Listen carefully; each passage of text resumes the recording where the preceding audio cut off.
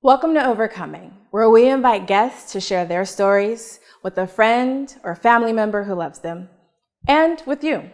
Today, Joya is going to share her story with Courtney, one of her good friends, about overcoming a toxic relationship.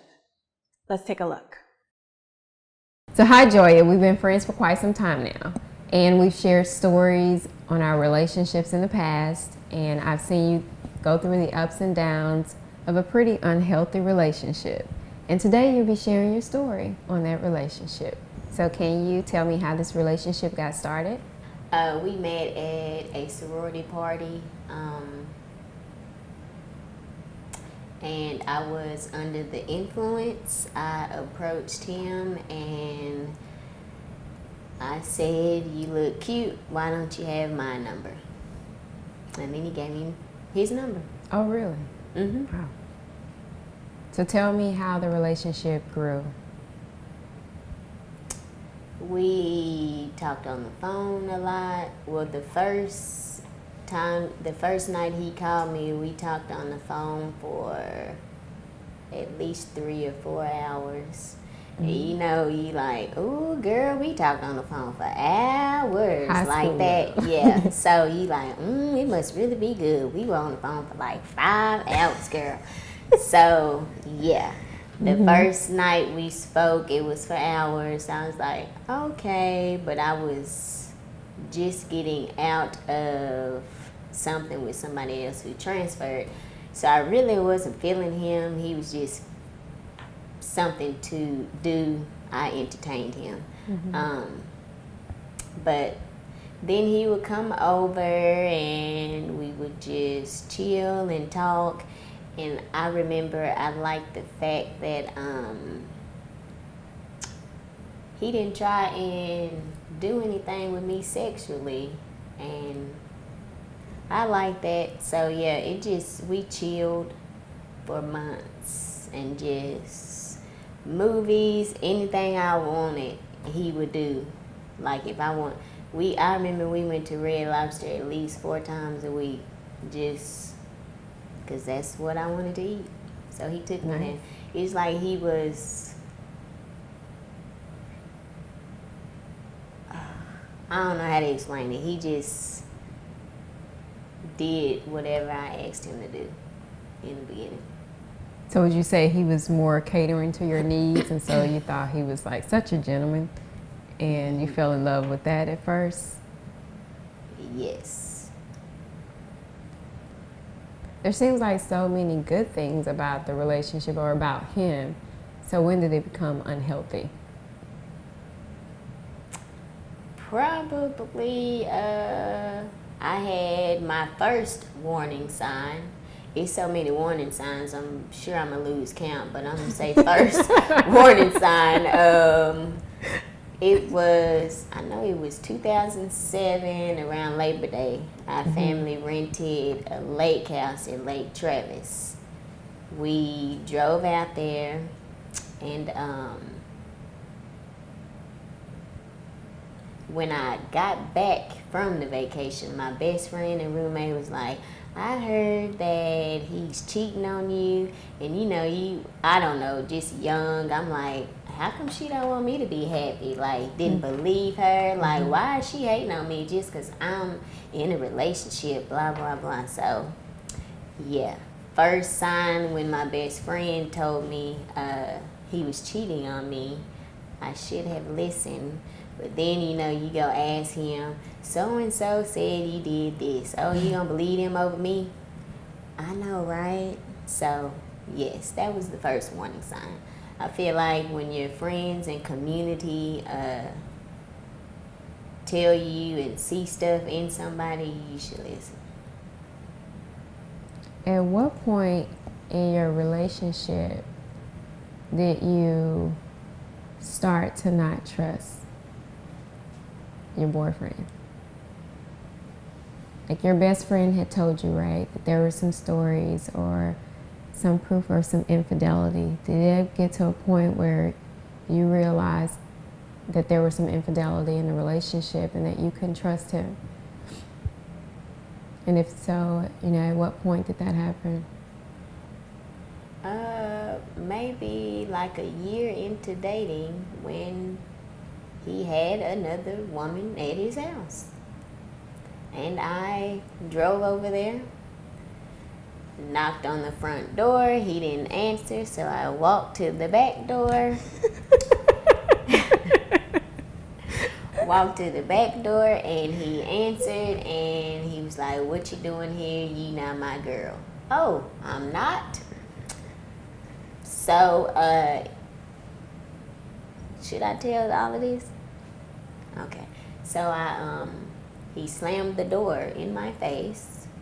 I'm like, no, he didn't. Mm-hmm. So I looked down, I saw a basketball, I picked it up, I threw it at his window. Didn't break, it bounced right off, so I threw it again, still didn't break. I threw it a third time. Oh, really? Yes, still didn't break. So he comes out, and I don't know what was said, probably everything under the sun, but somehow I looked down and it was an umbrella. I picked it up, I started wailing on him, and the umbrella is just breaking in pieces. So then he runs to the back of the backyard, and I go in the house, trying to find the person, which I'm sure she was in a closet or somewhere, right? So go in the house, and he runs because he doesn't want me to find the girl. So he picks me back up, puts me outside, closes the door again, and he says he's calling the police. I'm like, call the police then. So he calls the police. Then this is the first time my family gets involved, because he calls my sister, and he's like, get your sister, she's crazy. I just called the police on her.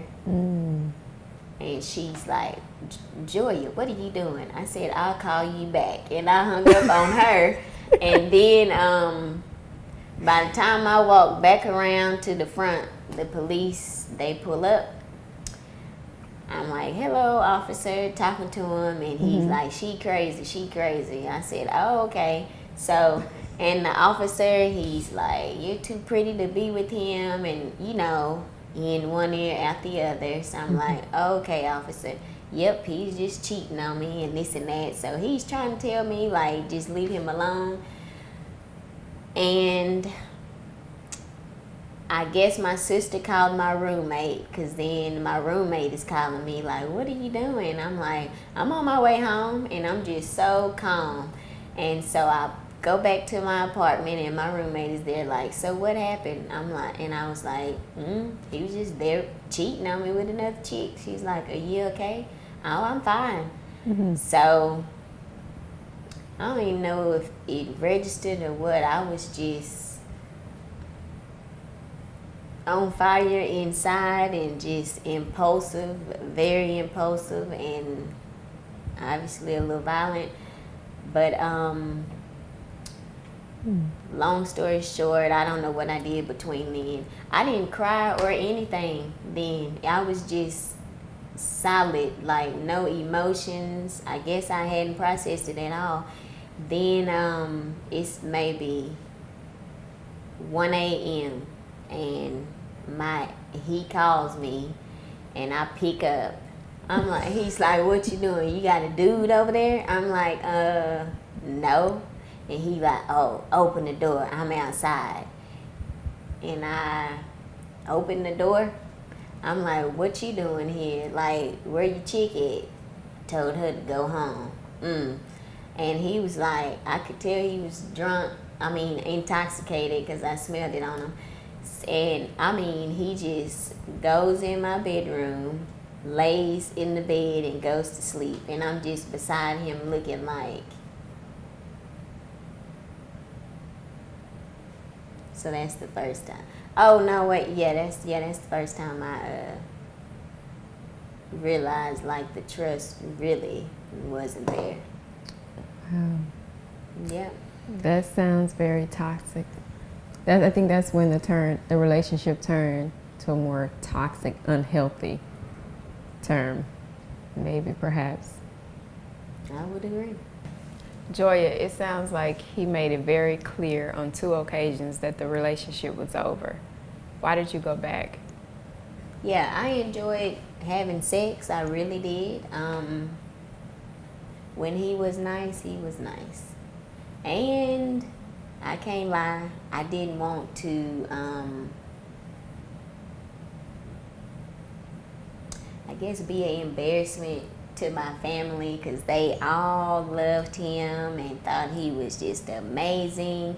I didn't want that act to go in the trash.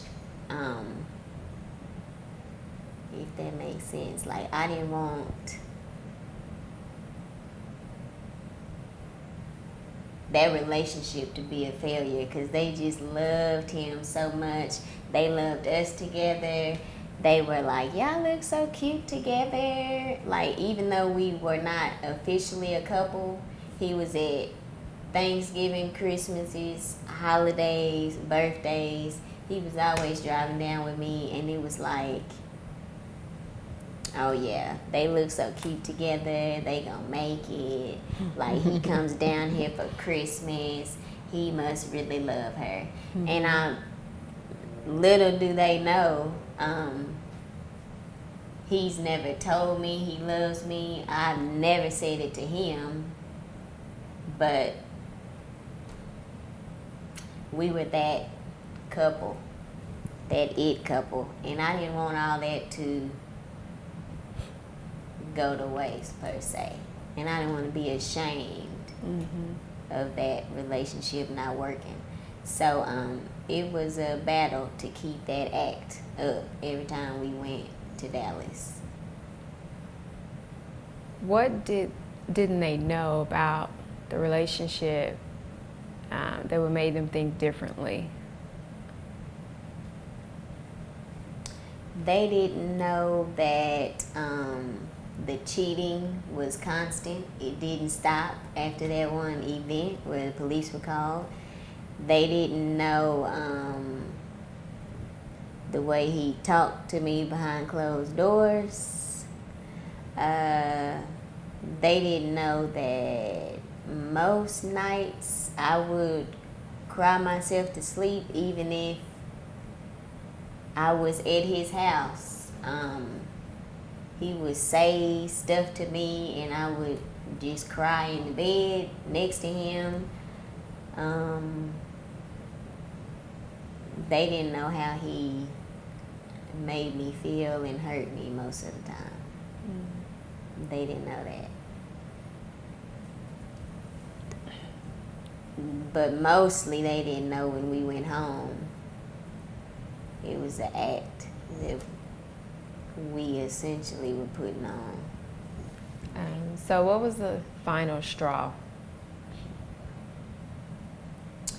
So I was attending one in 2011.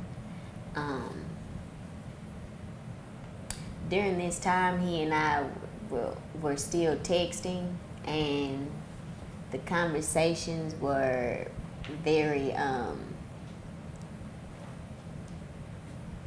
rude, and, well, on my part, I would cuss him out and say I'm the best he'll ever get, and how I just loved him so much, and just talking bad about him, calling him out of his name and everything.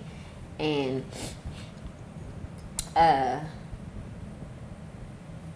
just at a low point, so low to where I couldn't go anywhere but up, or look anywhere but up. So, like I've been raised my whole life, things are horrible in my life, so now go find God.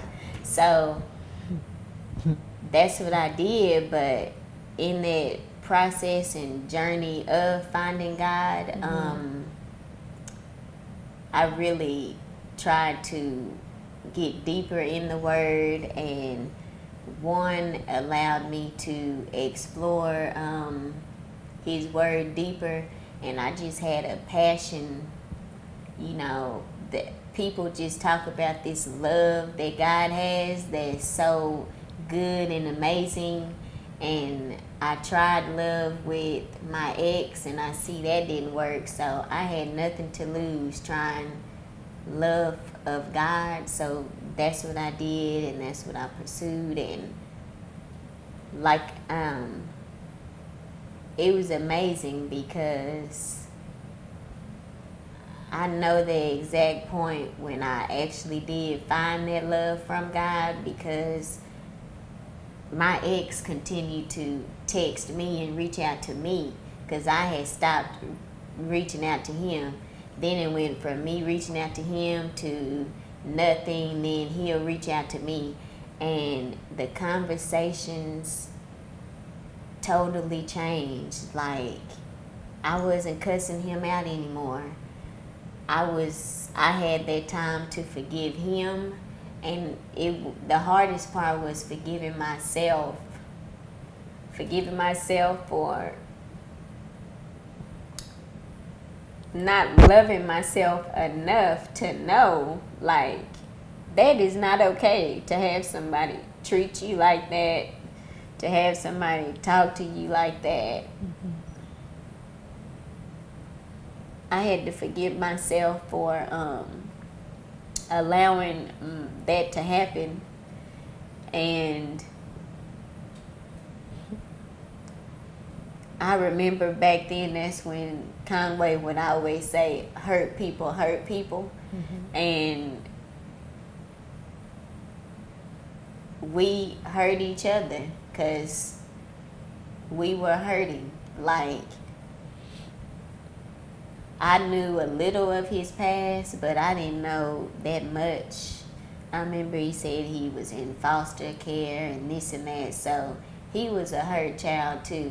And I remember I would pray for him, and I prayed for myself, but forgiving myself and as well as him, that was the hardest part. And ended up getting in a life group and shared my story with those ladies, and that was the first time my sister had ever heard stuff like that even happen, and she was so shocked. Like, I didn't even know he did all of that. And I'm like, yes, he did. So what was that so this is probably 2012, and during 2011 to 12, that whole year, that's when I was intentional in getting to know God and His Word and feeling His love. And it was like, after that, I just got blessing upon blessing. I finally graduated, ended up starting to teach. I was in a life group. My ex is still texting me, and then our conversations went from me sending him Bible scriptures, like, that's just what I felt on my heart to do with him. So, you know yourself better than anyone do. What would you say to your old self at the point of recognizing things were unhealthy in your relationship? Well, see, that's hard because a lot of people told me stuff, and I remember my cousin's girlfriend, like, she knew a little bit about what was going on, like the pain and heartache. I would tell her that stuff, but I remember she told me Jeremiah 29:11, God has plans for you to prosper. Like, she told me that. Mm-hmm. But when somebody